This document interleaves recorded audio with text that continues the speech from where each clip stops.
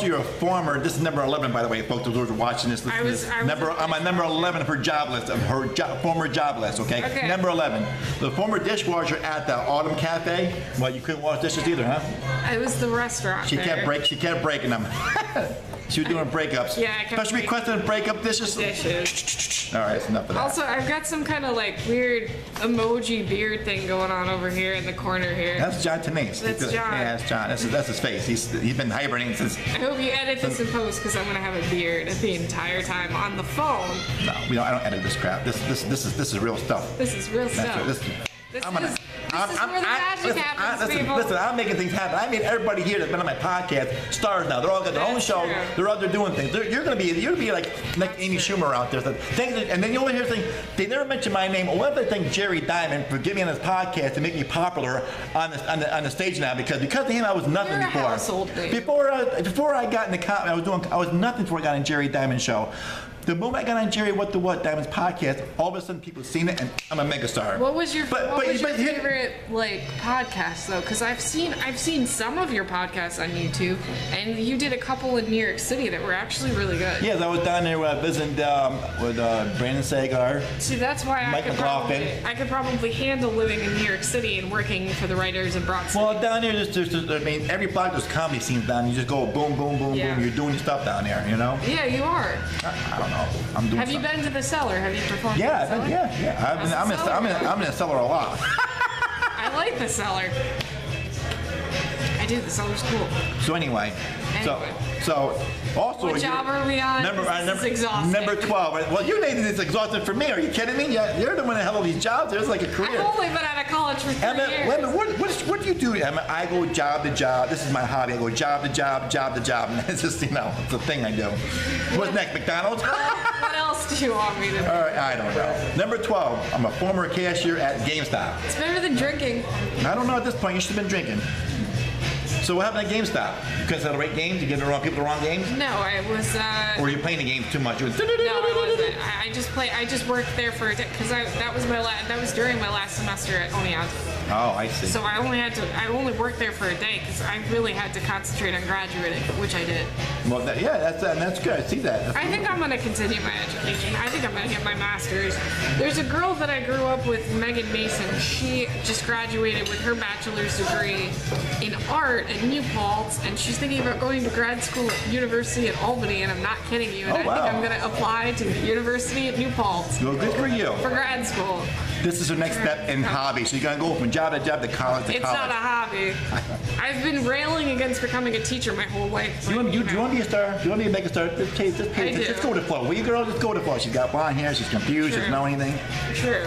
And of course, your last job you had was the same as the first one. But I think I'd make a good inner city teacher. I like to read. Yeah, so you're going to teach about what job not to go to, which job she's had not to go to. Yeah, there you go. Your best jobs and your worst jobs. Yeah.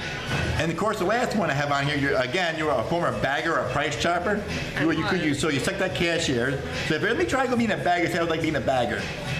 You ain't gonna do that either way. Right. Well, I'm gonna tell you a little story about that. I used to be a bagger, but now it's Hannaford. Back in my day with Shopping Save. Oh, okay. Well, I was the best. I was the champion bagger in the one East Greenbush. They would have every year they had a competition. Okay. And what happened was, who were the best bagger? We bagged the fastest, but properly. Got to go into a contest. So I got Associate of the Month one month there. I was only there 6 months. 6 months, and I got Associate of the Month. And I got Best Bagger. I was in a competition. I got to the third round, and I got eliminated. So why'd you get eliminated? Because it was a person that's been there 25 years that was faster than I was, being there 6 months. Oh. He'd been doing his competitions for 25 years, and he finally got. Speed and well, it's all about speed. I gave it to him because I felt bad for him. We were close. I felt bad for him. But I got Associate of the Month. And what happened was when you get Associate of the Month the following year, everybody got to go on a cruise for the weekend. Right. Up in Portland, Maine. You been at Hannaford too? You worked at Hannaford? No, I've not worked at Hannaford. That's the only Price Chopper never did that. Yeah, well they got funny hats. They're just funny people. Anyway, so I did that and then my girlfriend at the time, was my ex-wife now, and we went on a cruise. And we did the song, Bye Bye Miss American Pie. That was the worst song ever. It's too long. Don't ever sing that on a karaoke night because it's too long. Too damn long, okay? and it got me drunk. And we were in the room. We made a bunk beds on the damn boat. I don't know what that was all about. But that didn't work out for us because we had high tide and things happened. And guess what? 9 months later, my daughter was born. How sad is I'm that? never having kids. Yeah, well, I said that too, and then when I got drunk, went on a cruise, and hello, baby! Yeah. Andale. All right, that's enough of That's that. how Peter Griffin described it. Yeah, I know. He's my hero too. So I want to thank you for being my podcast. Thank you for coming on here. This has been great. This was fun. This This was fun. It got me out of the house for an hour. And you get to be on our show again. Now you see this. Oh, I know that girl, Emma Dunne. Yep. We got to get her on stage. We got to get her improv. We got to get her on Saturday Night Live. I'm coming tomorrow. Listen, you might get a call from Michael Leonard down there for being on the show for Saturday Night Live. You might be on the show. Maybe. Yeah. You know, I don't know. That'd be cool. I put in my resume that you're too old. Hang out. Wow. Just hang out with Ronald McDonald and friends. You'll be all right. Right. Sad. I do watch I'm Dying Up Here. I'm really liking I'm Dying Up Here. It's really interesting. I'm literally dying too. I die on stage. You know that show.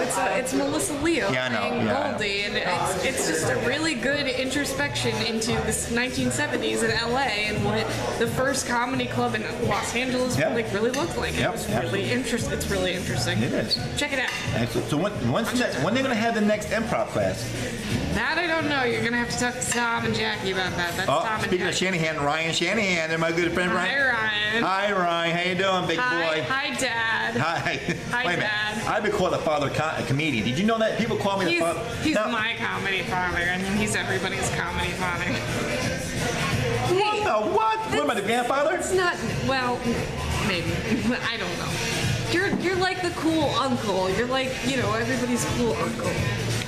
I'm the what? You're the uncle. You know, I have been called a lot of things lately, and this is not one of them. I've been called the father of comedy. Now I'm like the grandfather of comedy. Coming from there, I was called a miss the other day. Thank you, miss. Ma'am. I'm called a ma'am. You're the uncle that my dad wishes he was. All right? Does that make it any better? That sounds more creepier than being a father. I don't know how to get people why is he the father of comedy? What the hell am I? What's he do for you? Because he's the host. He's the husband. He's the husband of the host. What's now, your mother? Maybe. Oh, did you hear that now? I hope you're watching this now. See, your husband Ryan is her father, I'm but you're literally just gonna go crawl into a paper bag, and I'm just gonna crawl up in a ball, and I'm just gonna rock myself. Oh, stop just you! Be like, why did I do this? Why did I torture myself to be on Jerry What Dymond podcast for? Why did I do this? You'd be seeing her walking down the road someday talking to herself. I don't know. I can't believe I was on Jerry Dymond show again. This is what everyone did on November 8th or November 9th, 2016. They just did this, or they went, why? They stayed up all night and they just cried in front of their television. Why?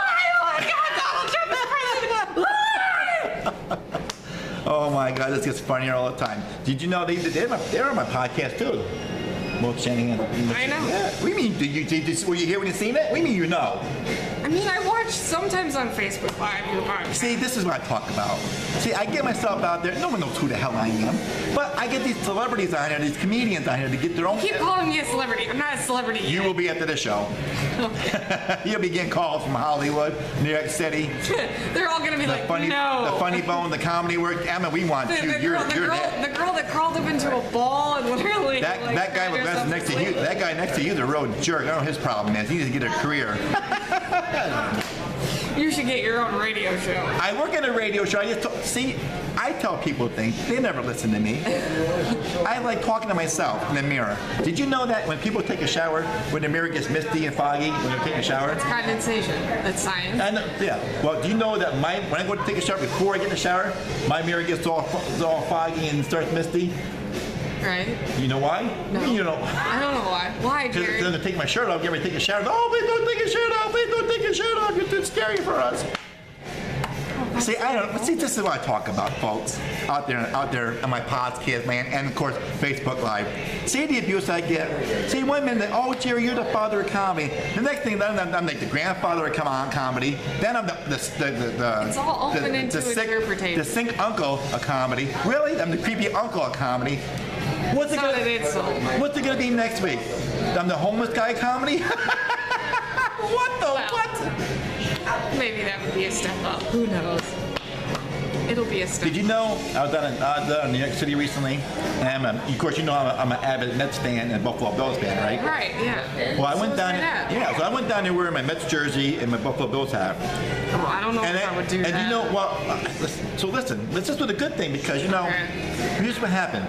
I was down there. I see a lot of homeless people down there. Do you know that down there the homeless people down there are more professional than the ones up here? Do you know why? You want to know why? I know. They're shopping carts. Yeah. So anyway, I gave a homeless person $5 for some reason, some strange reason, extra money on me, and they gave this homeless person $5. And he saw what I was wearing. And he goes, "Dude, you seem to have worse than I do." Right. So he gave back my $5 plus all the money he had in his boot. So I had an idea. So I walked around a 2.5-mile radius where all the homeless people were hanging out.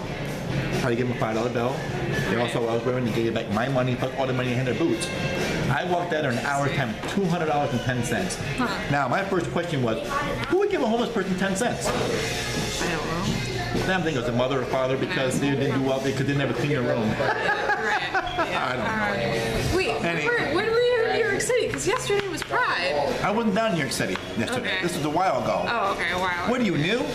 Oh, by the way, it's another one of my saying, are It you might new? be a little new. Joy, how you doing, Joy? She was up here. She lives in Georgia. She's a good friend of mine. She used to work at Cumberland Farmers too.